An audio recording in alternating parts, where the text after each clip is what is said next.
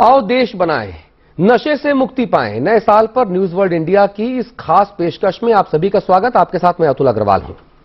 देश के भविष्य का निर्माण नौजवान पीढ़ी की बुनियाद पर होता है साहब, लेकिन आज नशे की लत देश की नौजवान पीढ़ी को लगातार भीतर तक खोखला करती जा रही है। शराब हो, ड्रग्स हो, सिगरेट तंबाकू का जहर हो, ये नौजवानों की रगों में पैवस्त होकर खून के साथ लगातार दौड़ रहा है। आज हमारी कोशिश ये है, ये समझने की है कि आखिरकार नशाखोरी की इस भयानक समस्या से देश को मुक्ति हम क्यों नहीं दिला पा रहे हैं, क्यों नहीं दिला सकते। सवाल यह भी है कि साल 2016 में सरकार को वो कौन कौन से कदम उठाने चाहिए ताकि नशाखोरी की इस जानलेवा लत पर नकेल कसी जा सके। इस बेहद महत्वपूर्ण और गंभीर मुद्दे पर हम पूरी गंभीरता और संजीदगी के साथ अपने मेहमानों से करेंगे बात और इस बहस को एक सार्थक नतीजे तक पहुंचाने का होगा हमारा प्रयास। जी, हमारे साथ जो खास मेहमान मौजूद हैं उनसे आपका तारुफ करा देते हैं। हमारे साथ भारतीय जनता पार्टी के नेता आरती मेहरा मौजूद हैं। हमारे साथ शशिकांत जी हैं, आप पूर्व डीजीपी पंजाब के हैं। डॉक्टर सजीला मैनी साहिबा हैं, आप डी एडिक्शनिस्ट हैं सरगंगाराम हॉस्पिटल से। आलोक शर्मा जी हैं, आप कांग्रेस के प्रवक्ता हैं। और हमारे साथ कुछ देर बाद रमेश नाम के एक शख्स जुड़ेंगे। इनका नाम हमने बदला हुआ है क्योंकि आप पहले नशे के आदी थे, फिर बाद में आप एक ऐसे सेंटर में गए जहां आपको नशे की आदत से आपकी मुक्ति कराई गई और आप जो है आज एक अच्छा जीवन जी रहे हैं। आप सभी लोगों से हम आप एक एक करके बातचीत करेंगे, लेकिन सबसे पहले आपको दिखा देते हैं कि कैसे नशे का जो जहर है वो देश की नौजवान पीढ़ी को लगातार खोखला करता जा रहा है। WHO से लेकर भारत सरकार ने नशे के चंगुल में फंसे लोगों पर गहरी रिसर्च के बाद कई रिपोर्ट जारी की। इन रिपोर्ट्स के आंकड़े बेहद चिंता पैदा करने वाले हैं। कैसे लगेगी नशे पर लगाम, नशे से कैसे मिलेगी देश को मुक्ति। देश के युवाओं में लगातार नशे का चलन बढ़ता जा रहा है। WHO की रिपोर्ट के मुताबिक भारत में करीब 30% पुरुष शराब पीते हैं, जबकि 5% महिलाएं शराब पीती हैं। गौर करने वाली बात यह है कि 1980 के दशक में पहली बार शराब पीने की औसत उम्र 28 थी, जो घटकर 17 साल की हो गई। देश में करीब 25% सड़क हादसे नशे की वजह से होते हैं। NCRB के मुताबिक 2014 में नशे की वजह से 7,307 सड़क हादसे हुए। इन हादसों में 2,591 लोगों की मौत हो गई। वहीं दूसरी ओर देश में ड्रग्स के इस्तेमाल का चलन भी बढ़ रहा है। केंद्र सरकार के मुताबिक देश में करीब 34 लाख लोग ड्रग्स लेते हैं। पिछले 10 सालों में ड्रग्स की लत की वजह से 25,426 लोगों ने खुदकुशी कर ली। 2014 में उत्तर प्रदेश में ड्रग्स के 4,064, पंजाब में 2,802 और केरल में 872 मामले सामने आए। पिछले 4 सालों में ड्रग तस्करी के मामले में पंजाब नंबर 1 है। हैरानी की बात यह है कि देश में ड्रग्स रिहेबिलिटेशन सेंटर की संख्या सिर्फ 401 है। वहीं सिगरेट का धुआं भी युवाओं को खोखला कर रहा है। एक रिपोर्ट के मुताबिक 1980 में देश में 53 लाख महिलाएं सिगरेट पीती थीं। आज देश में 1 करोड़ से ज्यादा महिलाएं सिगरेट पीती हैं। सवाल यह है कि आखिर देश के युवाओं को नशे के चंगुल से कैसे बचाया जाए। सरकार को कौन से कदम उठाने होंगे ताकि देश को नशे से मुक्ति मिल सके। Team news world India. जी, तो चर्चा की करते हैं शुरुआत। हमारे साथ जो मेहमान जिनसे हमने आपका तारुफ कराया है वो सारे मेहमान हमारे साथ मौजूद हैं। सबसे पहले मैं बीजेपी की जो नेता हैं आरती मेहरा, आपके पास चलूंगा। आरती जी, आप मेयर रही हैं दिल्ली में, आप भारतीय जनता पार्टी का एक सशक्त महिला चेहरा भी हैं क्षेत्रीय लेवल पे, अगर हम दिल्ली की बात करें। कि ये बताइए कि आखिरकार ये जो लगातार जो संस्कृति नशे की बढ़ती जा रही है ना, तरह तरह से लोग इसको और प्रमोट कर रहे हैं। आजकल सिगरेट पीना एक फैशन हो गया है। आप महंगी सिगरेट ना पिए तो आप माना जाता है कि साहब आपका स्टेटस गड़बड़ है। अगर आप महंगे पब्स में ना बैठे और महंगी शराब ना पिए और बहुत आदा से ना पिए तो लगता है कि साहब आप तो गांव से हैं, आप मार्केट नहीं हैं। ये क्यों हो रहा है? समाज में लगातार नशे का जहर क्यों पैवस्त होता जा रहा है?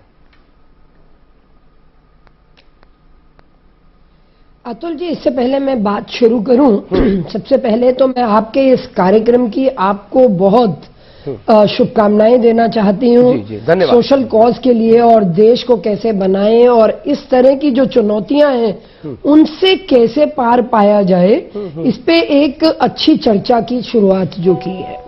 सच में नशे की जो आदत है, नशा बढ़ता चला जा रहा है और ये एक बहुत भयंकर, बहुत भारी चुनौती है और ये एक ऐसा सोशल प्रॉब्लम है जिसके कारण मॉरल वैल्यूज भी कम होती हैं, आदमी का जो चरित्र है उसका भी हनन होता है, उसके कारण से उसका परिवार में रिस्पेक्ट भी कम होती है, उसकी परिवार में बच्चों पे, पत्नी पे, माँ पे, बहन पे, पिता पे वो भी कम होती है, वायलेंस भी बढ़ता है और वायलेंस के साथ साथ जो वो अपनी जो कॉन्फिडेंस है उस लेवल को भी लूज करता है।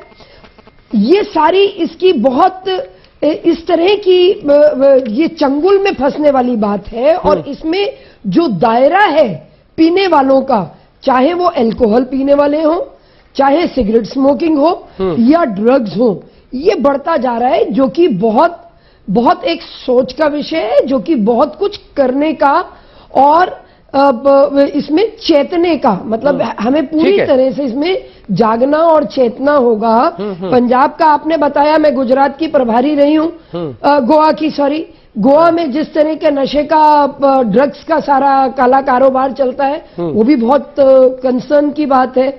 और इसी तरह से देश में आंध्र प्रदेश देखा जाए तो आंध्र प्रदेश में सबसे ज्यादा नशा चल रहा है। तो हमें किस तरीके से जो स्टेप्स लेने हैं, एक तो जागरूक करने के स्टेप आएंगे उस पर आएंगे, जिस तरह से हम जागरूक लोगों को ज्यादा से ज्यादा, 1 घंटे की बहस है ना, तो अपन छोटे छोटे सवाल, छोटे छोटे जवाब पूछेंगे ना, तो ये चरणबद्ध तरीके से लोगों को समझ में आएगा और यही तुम्हारी कोशिश भी है। आलोक जी, ठीक है, राजनीतिक तौर पे, हालांकि आप एक्सपर्ट नहीं हैं, डॉक्टर साहिब बैठी हैं, उनसे बात करेंगे, पंजाब के पूर्व डीजीपी हैं और वो व्यक्ति भी है जो नशा को तिलांजलि दे के आगे बढ़ चुका है जीवन में, हम उन सबसे बात करेंगे। लेकिन राजनीतिक तौर पे चूंकि आप लोग सिस्टम का हिस्सा होते हैं ना, इसलिए आपसे जानना चाहते हैं, आप तमाम रिसर्च कराते हैं, रिपोर्ट्स आप देखते हैं, ये बताइए कि नशा, चाहे वो बीड़ी सिगरेट हो, तंबाकू हो, वो शराब हो, वो आप ड्रग्स के अलग अलग फॉर्मेट्स हों, ये लगातार जो नशा है, ये जरूरत है या समाज में दिखाने के लिए, रौब गांठने के लिए एक ऐसा हथियार जिसकी गिरफ्त में जो फंसा हुआ व्यक्ति होता है वो निकल नहीं पाता बाहर, या आखिरकार है क्या, क्यों है ये? देखिए, मैं समझता हूं कि ये कहीं ना कहीं मतलब एक सामाजिक समस्या से होता हुआ और एक आर्थिक समस्या से होता हुआ, बेरोजगारी से जुड़ा हुआ, कि जिस तरह का हमारे फैमिली सिस्टम है, जिस तरह से आज एकांकी विश्व बनता चला जा रहा है, तो बहुत सारे एंगल हैं इसके जिससे जुड़ा हुआ है। जहां तक राजनीतिक स्वरूप की बात है, मैं समझता हूं कि जहां पर भी जो भी स्टेट गवर्नमेंट्स हैं, सेंट्रल की गवर्नमेंट है, वो तमाम तरह के प्रयास करते हैं, लेकिन कहीं ना कहीं सरकारों का भी एक्साइज ड्यूटी को लेकर, जो कि बीड़ी सिगरेट पर और अल्कोहल पर एक आमदनी का स्रोत है, वहां पर जाकर कहीं ना कहीं हाथ बंध जाते हैं। लेकिन फिर भी उसके बावजूद भी तमाम तरह की लगाम लगाई जाती हैं। आपने देखा होगा कि सुप्रीम कोर्ट ने भी आदेश दिए हैं कि किस तरह की चेतावनियां दी जाती हैं, वैधानिक चेतावनियों की बात की जाती है। तो मैं समझता हूं ये एक बहुत ही जटिल समस्या है। इसका समाधान एक सामाजिक शास्त्री या एक डॉक्टर या एक पॉलिटिशियन अकेले मिलकर नहीं कर सकते हैं। लेकिन दुर्भाग्य है कि कई राज्यों में ऐसा देखने को मिलता है कि कुछ पॉलिटिशियंस, पंजाब में जैसा तमाम तरह की खबरें आई हैं कि वहां पर अकाली दल के कुछ नेताओं का नाम आता रहा है। देखिए, मैं आरोप नहीं लगा रहा हूं। शर्मा जी, मैं आरोप नहीं लगा रहा हूं। फिर मैं कांग्रेसी नेताओं की पूरी सूची गिना दूंगा। मैं आरोप नहीं लगा रहा हूं, करूंगा, असम से और तमिलनाडु से लेकर दिल्ली तक आऊंगा, और तमाम जो कांग्रेसी नेता जो नशे हमको जाना ही नहीं है इस गली। सेंटेंस तो सुन लीजिए, सेंटेंस बोला ही नहीं है। जब इस गली जाना नहीं तो उसके बारे में बोलना क्यों? ठीक है, हमने शुरुआत में ही कहा कि हम भाई ये राजनीति नहीं करेंगे, हम चिल्लम चिल्ली नहीं करेंगे, हम सार्थक प्रयास की कोशिश करेंगे। मैं केवल ये कह रहा हूं कि पॉलिटिशियन अगर संजीदगी से अपनी जिम्मेदारी को निभाएं तो इसमें योगदान दे सकते हैं। मैं ये कहना चाहता था, लेकिन आपने शायद वो गलत दिशा में सोचा। मैं केवल ये कहना चाहता हूं कि पॉलिटिशियंस को चाहिए कि इस तरह की पॉलिसीज बने जो लोग गवर्नेंस में हैं, कि जिससे कहीं ना कहीं रिहेबिलिटेट करने में लोगों को आसानी मिले, कहीं ना कहीं लोगों को इस दिशा में जाने से रोका जा सके। इस दिशा में सकारात्मक कदम उठाए जाने चाहिए। जी, सकारात्मक कदम उठाए जाने चाहिए। पूर्व डीजीपी साहब हैं, आप शशिकांत जी हैं, बहुत स्वागत है आपका शशिकांत जी। थोड़ा देर से आप हमारे साथ जरूर जुड़े, लेकिन देर आए दुरुस्त आए।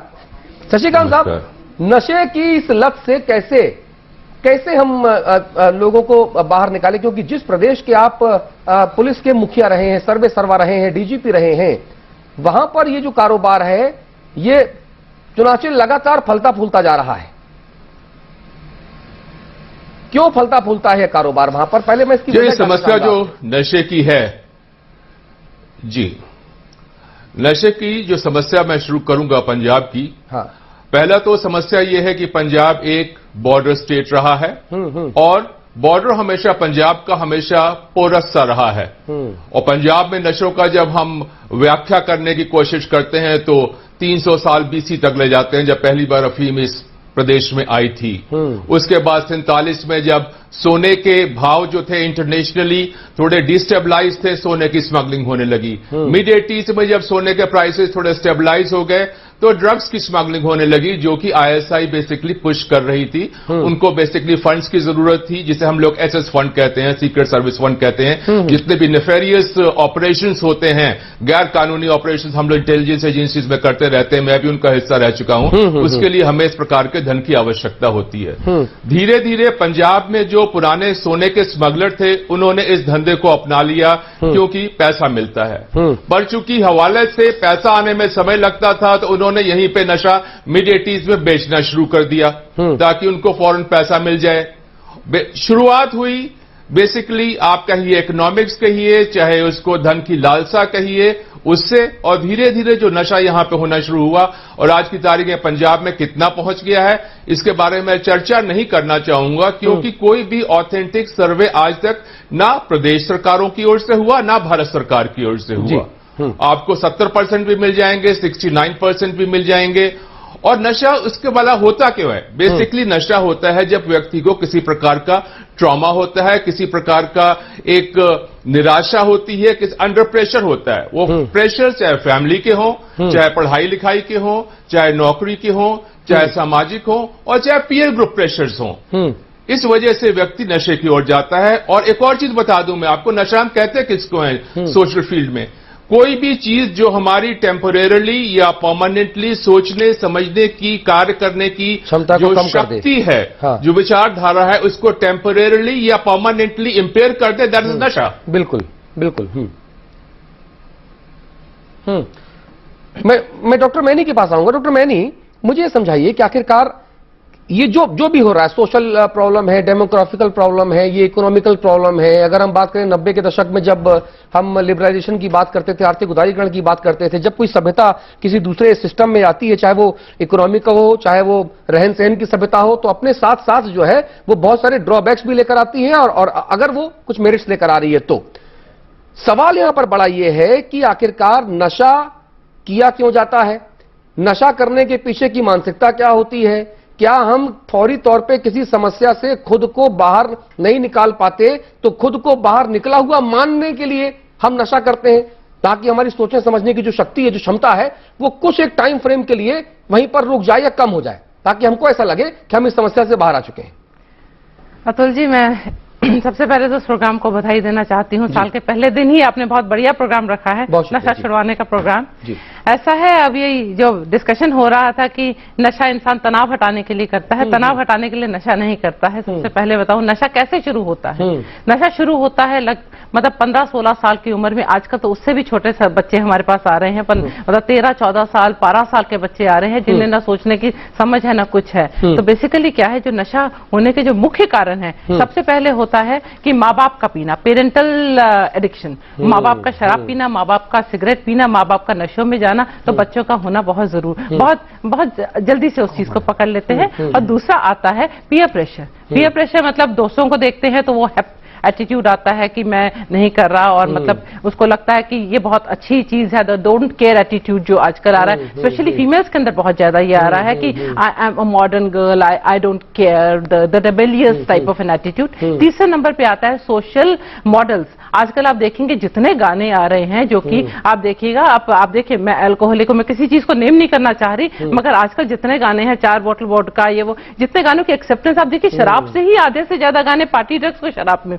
माना जाता है। तो आजकल एक बहुत गलत इससे भी तरह की मोटिवेट धारणा हो रहे हैं। है जी, जी, कि जो जी। पार्टी का मतलब है शराब, सिगरेट, ड्रग्स, उसको हम लोग किसी क्विजीन से नहीं करते कि गुलाब जामुन से या किसी मिठाई से या किसी चीज से हम उसको पार्टी को नहीं वो करते। पार्टी का मतलब सीधा, अगर शराब नहीं है तो पार्टी में जो मर्जी रख दो, पार्टी का क्या मतलब बनता है। ठीक है। चौथे नंबर पे आता है that don't care rebellious attitude, I am a big man, तो मुझे मत सिखाइए, मैं बड़ा हो गया हूं। तो इन कारणों से चीज शुरू होती है। वैसे ही पिक मी अप वाला फीलिंग होता है कि बस मैं सब पी रहे हैं तो पी लेता हूं, और धीरे धीरे करके इंसान इसकी नशे की गिरफ्त में पड़ता है, और जब तक उसको रियलाइज होता है तब तक वो इसकी नशे से में इतना बुरी तरह घुस जाता है कि उसको निकलना लगभग नामुमकिन ही हो जाता है। उसको लगता है कि निकल नहीं पाऊंगा, और जब बाहर देखता है तो उसको डर लगता है कि बाहर तो मैं जा नहीं पाऊंगा। इसी नशे की दुनिया, एक अलग सी दुनिया, एक अलग सी रियलिटी के अंदर अपने आप को सेफ महसूस करता है, उसी के अंदर वो अपने जीवन को खत्म कर देता है अल्टीमेटली। नहीं, आपके हिसाब से आपने बहुत सारे पेशेंट्स को सही किया होगा, लगातार बहुत सारे पेशेंट्स के साथ आप रहती हैं, क्योंकि काम ही आपका ये है। आपके पास जो पेशेंट्स आते हैं डॉक्टर साहिबा, उसमें सबसे ज्यादा पेशेंट्स जो आते हैं जो नशे के शिकार होते हैं, एक तो वो किस तरह के नशे के शिकार सबसे ज्यादा आते हैं पहला, और दूसरा ये इसी के साथ जुड़ा हुआ सवाल ये है कि आखिरकार उनके ड्रग्स और या नशा लेने की वजह सबसे प्रमुख कौन सी होती है? क्या सोशल प्रेशर वाली जो वजह सबसे होती है, या वो अपने आप को कुछ स्पेशल दिखाना चाहते हैं कि देखो जी मैं कितना बड़ा आदमी हूं जी, बड़ी सी गाड़ी और बड़ी सी सिगरेट और मैं वो सारे काम करता हूं जो मुझे बाकी लोगों से अप मार्केट बनाता है?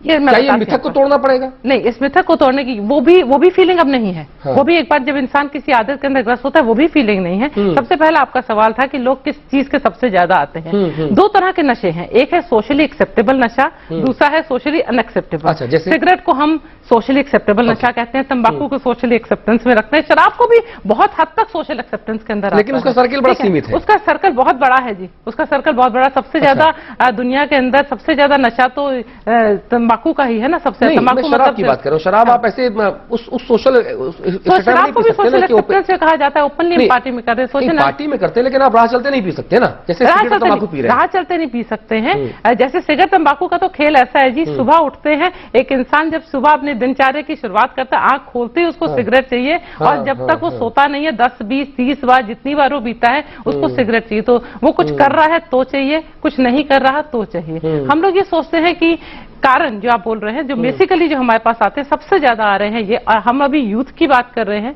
मैं आपको ऑनेस्टली बता रही हूं, कुछ इसमें वो नहीं है, जितने यूथ आ रहे हैं ज्यादातर, अगर मैं मेजॉरिटी में यंगस्टर्स कैनबिस का बहुत ज्यादा प्रयोग कर रहे हैं। हार्ड ड्रग्स तो मतलब है कुछ लोग हैं, कैनबिस जिसको हम चरस और गांजा कहते हैं, इनकी फॉर्म में हैश एंड वीड जो कहा जाता है, वीड सबसे कॉमन है यहाँ दिल्ली क्षेत्र में तो सबसे ज्यादा, और उसको लोग कहते हैं स्मोक अप कर रहे हैं। आप समझिए। और कुछ आजकल बहुत ज्यादा, आजकल नाइट आउट्स का बहुत ज्यादा फैशन हो गया है, तो यहाँ पार्टी ड्रग्स भी चलने शुरू हो जाते हैं। अच्छा, कुछ एक चीजें ऐसी कुछ मिथक है, जैसे हम लोग जब कॉलेज में पढ़ते थे, हॉस्टल्स में हम लोग भी रहते थे, खैर मैं तो इस नशे से दूर हूं, लेकिन कॉलेज में हमारे कुछ दोस्तों को हम देखते थे कि साहब वो सुबह सुबह, जैसा आप कह रही हैं कि सुबह हुआ और उन्होंने बीड़ी सिगरेट जला ली, और उसके बाद जब उनसे पूछा कि भाई क्यों करते हो, क्या मजा मिलता है धुआं लेने के अंदर, मैं सवाल जब करता था तो बोले साहब नहीं, तो कई बार क्या होता है कि बहुत सूदिंग होती है, लीजिए आप भी ट्राई कीजिए, है ना। फिर वो कहते हैं कि साहब कई बार प्रेशर नहीं बनता है, इसलिए हम उसको करने के रिलीज करने के लिए सिगरेट बीड़ी पीते हैं। फिर रात के किसी से बात करिए, पता लगा कि हॉस्टल में बैठा सिगरेट पी रहा है, भाई क्यों पी रहे हो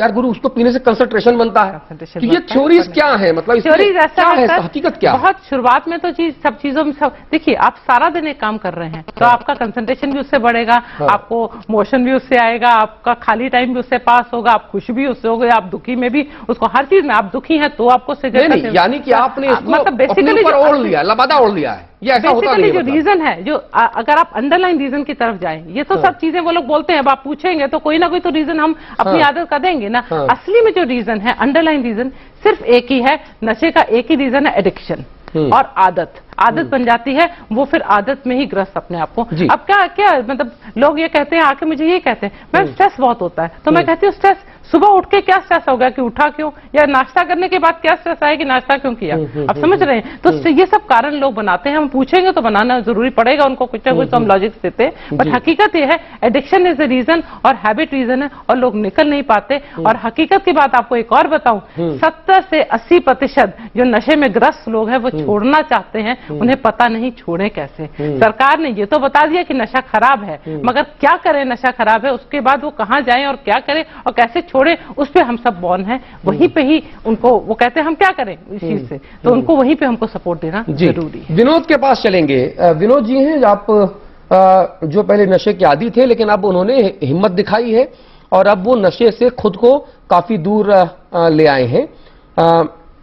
हालांकि इन्होंने कहा कि भाई आप मेरा चेहरा न दिखाएं, मेरी पहचान उजागर ना करें, इसलिए नाम भी हमने बदला हुआ नाम ले रहे हैं। विनोद भाई, सबसे पहले तो आपको ढेर सारी बधाइयां, ढेर सारी शुभकामनाएं कि आपने इच्छा शक्ति दिखाई, आपने अपने आप को मजबूत किया और इस बुराई से खुद को दूर किया। किया कैसे, ये हम आपसे जानेंगे, लेकिन आप ये नशा करते क्यों थे, पहले ये बताइए। नमस्कार जी, ये जो आपकी सबकी बातें चल रही है, मैं सबकी बातें सुन रहा था। हाँ। इसमें बहुत से रीजंस हैं कि मैं नशा करता क्यों था। सबसे पहले तो ये देखा जाता है कि फैमिली में क्या होता है। फैमिली में ही अगर नशा चल रहा हो, जैसे शराब आराम से चल रही हो, अगर पेरेंट्स शराब पी रहे हैं तो उसमें मैं भी कोई बुरी चीज नहीं समझता था, मगर मैंने भी कॉलेज और स्कूल में ही चालू कर दी थी और उसके बाद वो एडिक्शन ऐसा बढ़ता गया and then the peer pressure comes. उसमें जब आते हैं पीयर प्रेशर पे जैसे बातचीत हुई वो बहुत बढ़ता जाता है। अभी ऐसी पीयर प्रेशर की ये बात है कि सुबह उठते ही जैसे मैनी जी ने बोला कि नाश्ते के बाद क्या टेंशन है, सुबह उठते ही टेंशन होती थी कि आज का दिन में क्या करूंगा। आज के जो टारगेट्स है हम लोगों के, जो यूथ के आजकल टारगेट्स है वो बहुत ऊंचे हैं और उनको सुबह से शाम तक काम करना पड़ता है। एंड प्लस आजकल की इनकम इतनी ज्यादा हो गई है सबकी और वो चाहते हैं कि मैं टॉप से टॉप रहूं, चाहे वो अफोर्ड भी नहीं कर पाते। पर हमारे जमाने में ऐसा नहीं था। आजकल आप देखिए पब्स पे पब्स खोले जा रही है गवर्नमेंट, दुकानें खोली जा रही है, नए से नए ब्रांड्स आ रहे हैं, तो कोई रोकथाम तो हो ही नहीं रहा इसमें। तो शराब छोड़ना थोड़ा मुश्किल होता है शुरू में, पर उसके बाद लाइफ इज वेरी गुड। अच्छा विनोद भाई एक बात मैं आपसे और कहना चाहता हूँ, आपसे, क्योंकि आप अपने आप में एक हीरो हैं, आपने इतना बड़ा काम किया है, ये अपने आप में बहुत इसको लोगों के सामने आना चाहिए। आपको तो अब आप लोगों के सामने आना चाहिए आपको और कहना चाहिए कि यस, मैं इस बीमारी से ग्रसित था, मैं ये करता था, लेकिन मैंने इच्छा शक्ति दिखाई और अब मैं ये काम नहीं कर रहा हूं। तो आप तो युवाओं के रोल मॉडल हो सकते हैं, तो फिर सामने ना आने की कोई खास वजह है क्या? ये एक निजी सवाल है, अगर आप जवाब देना चाहें तो दे सकते हैं। ये अल्कोहलिक अनोनिमस जो हमारी है ऑर्गेनाइजेशन, उसमें ये पॉइंट है कि अगर हम ऐसा कोई प्रोग्राम करेंगे तो हम अपनी शक्ल नहीं दिखाएंगे। अच्छा, क्योंकि देखिए ना, आज आपको पता है कि मैं नशे में हूं या नशे में था और लोगों को नहीं पता। तो उनको मैं सिर्फ मैसेज देना चाहता हूं। ठीक है, मैं अपने आप को हीरो नहीं बनाना चाहता। नहीं, ठीक है। शशिकांत साहब 30 seconds for you, final comment please, solution के हिसाब से। फाइनल, अगर इस नशे को रोकना है, इसके तरीके साफ हैं। पहला तो है सप्लाई चेन को काटना पड़ेगा, जिसके लिए कि पुलिस और सेंट्रल एजेंसीज इनको कोऑपरेशन करना पड़ेगा। दूसरा है हेल्थ प्रॉब्लम, जो कि डी एडिक्शन सेंटर्स वगैरह हैं, उनको बनाना पड़ेगा लोगों को डिटॉक्स, डी एडिक्ट करने के लिए।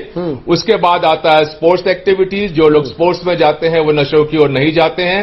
जो स्कूल कॉलेजेस और पेरेंट्स के लिए हमने ये भी प्रपोज किया है, साइकोलॉजिस्ट की मदद के साथ उनके अलग अलग क्यूरिकुलम जो है उसमें उसको एक स्थान दिया जाए उनकी पढ़ाई लिखाई में, जिससे कि अवेयरनेस उस लेवल पे भी हो और पेरेंट्स के लेवल पे हो। ठीक है। और इसके अलावा एक और चीज हमें व्याख्या करनी पड़ेगी, जो हम कहते हैं legal drugs and illegal drugs. Legal drugs में आती है शराब, तंबाकू वगैरह। इसके लिए भी हमें basically to start with awareness करनी पड़ेगी। पहले आप जो इलीगल ड्रग्स हैं उनको कंट्रोल करिए, उसके बाद आप आइए सो कॉल्ड लीगल ड्रग्स। ठीक है, लीगल और इलीगल क्या होता है जी? जहर तो जहर होता है ना, नशा तो नशा होता है ना, है ना। अब वो आप डॉक्टर के पर्चे से लेके अगर जहर खरीद के लाते हैं तो भी आपको मारेगा, और आप इलीगल लेकर आते हैं तो वो भी आपको मारेगा। बहरहाल हिसार से एक अच्छी खबर जरूर है हमारे पास जी, हिसार से अच्छी खबर जरूर है कि हिसार में नए साल की शुरुआत बेहद शानदार तरीके से हुई है। यहां पर लोगों ने शराब और तमाम तरह के नशा छोड़ने की कसम ली और दूध पीकर, दूध बांटकर लोगों को यह संदेश दिया कि साहब नशे से दूर रहना है, सेहतमंद खुद को बनाना है। ये रिपोर्ट देखिए। नए साल पर नशे के खिलाफ मुहिम, शराब की जगह दूध पिए। हिसार में साल 2016 का स्वागत अनोखे अंदाज में किया गया। यहाँ भगत सिंह जन कल्याण मोर्चा के सदस्यों ने नशे के खिलाफ अभियान चलाया। शहर के कई इलाकों में दूध के स्टॉल लगाए गए और लोगों को शराब की जगह दूध पीने का संदेश दिया गया। खासतौर पे युवाओं को, समाज के हर व्यक्ति को, बुजुर्ग है, युवा है, खिलाड़ी है, विद्यार्थी है, व्यापारी वर्ग है, महिलाएं हैं, सभी से ये था कि पहला दिन साल का एक अच्छे तरीके से अच्छी शुरुआत करें। हरियाणा में शराब की बिक्री तेजी से बढ़ रही है। युवा नशे की लत का शिकार हो रहे हैं। इसे देखते हुए भगत सिंह युवा जन कल्याण मोर्चा ने नशे के खिलाफ मुहिम छेड़ने का फैसला किया है। हरियाणा को दूध और दही का प्रदेश माना जाता है। ऐसे में नौजवानों को शराब छोड़ने का संदेश देने के इस तरीके की जमकर सराहना हो रही है। Shashikanta, news world India, Hisar.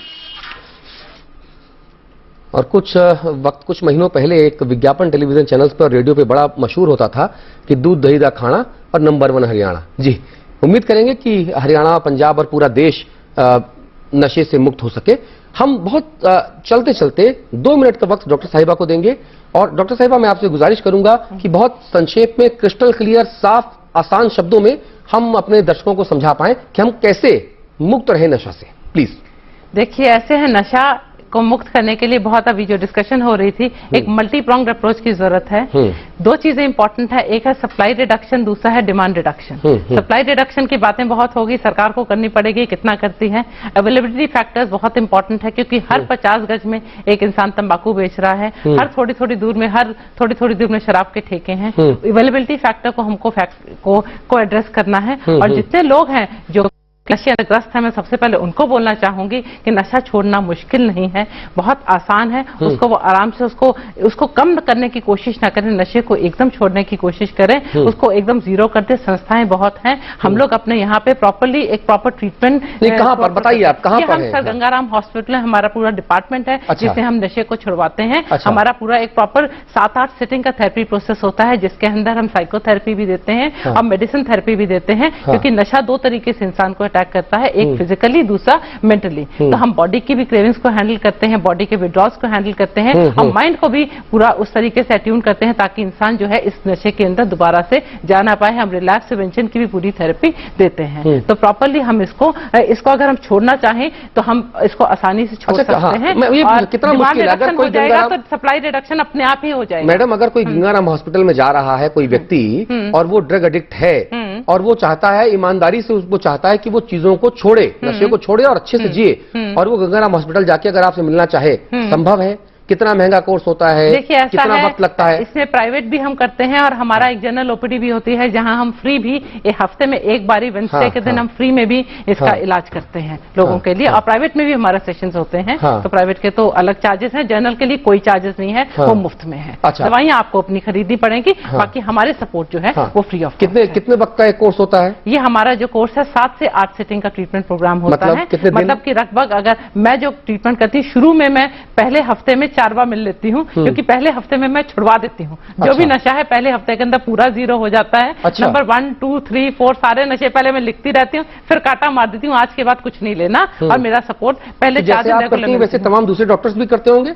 Sir, Hindustan में मैं अकेली हूँ तंबाकू और सिगरेट के लिए। तंबाकू और सिगरेट छुड़वाने के लिए मैं अकेली हिंदुस्तान के अंदर विशेषज्ञ हूँ। और बाकी दूसरे डॉक्टर्स भी हैं, पर बेसिकली मैं ही उस डिपार्टमेंट की हेड हूँ और हम इसको प्रॉपरली इसको हैंडल कर रहे हैं। आप सभी का बहुत बहुत धन्यवाद। दर्शकों, हम आपसे गुजारिश करते हैं, हम आपसे इल्तजा करते हैं, नया वर्ष का पहला दिन, और आप सब लोगों को ये खुद से सौगंध लेनी होगी, ये खुद से इच्छा शक्ति मजबूत करनी होगी कि क्यों ना आज नए वर्ष के लिए, नए वर्ष के पहले दिन हम खुद को स्वस्थ रखें, अच्छे से जीने की कसम लें, और ना सिर्फ कसम खाएं बल्कि उस दिशा में प्रयास भी करें। एक हफ्ते में अगर आपकी नशे की लत छूट रही है, बहुत आसानी से छूट रही है, तो फिर किस बात का डर है, किस बात की फिक्र है? आगे बढ़िए, हाथ मिलाइए, एक स्वस्थ भारत बनाते हैं। श्रेष्ठ भारत, एक भारत तभी बनेगा जब हम और आप सब स्वस्थ रहेंगे। बहुत बहुत शुक्रिया आप सभी का। आपके अपने चैनल न्यूज वर्ल्ड इंडिया पर खबरों का सिलसिला लगातार जारी है। नमस्कार।